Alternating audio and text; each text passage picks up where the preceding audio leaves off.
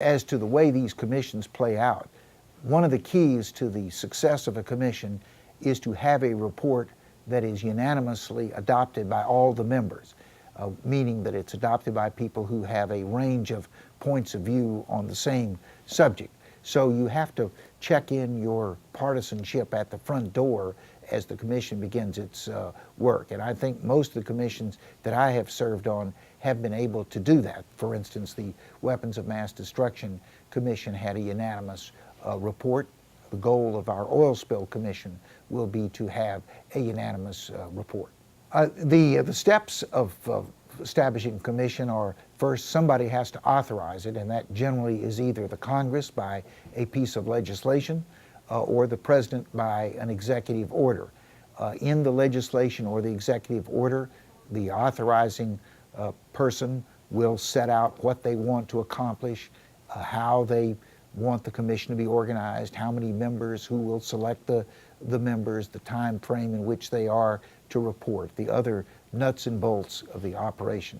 And then the authorizing authority will typically select the chairs and the members of the commission.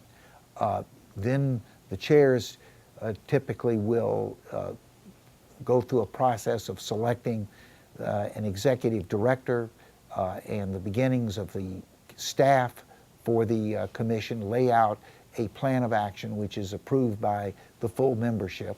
And we've just been through that process in the last couple of days in Washington for the Oil Spill Commission, and then you're underway.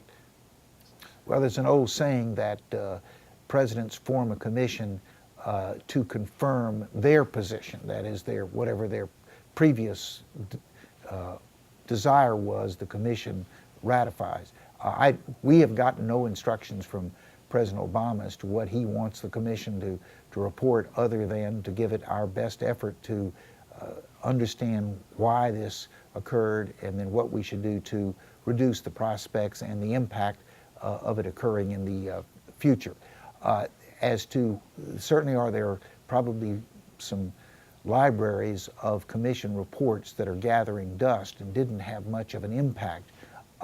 I think this oil spill issue is so searing in the minds of Americans, and it's so obvious that something was wrong with the way in which the federal government was conducting its responsibility to appropriately oversee the use of public land, which is what all that land under the Gulf of Mexico is. We lease it on a year-specific basis to oil companies for specific purposes of extracting natural gas or petroleum.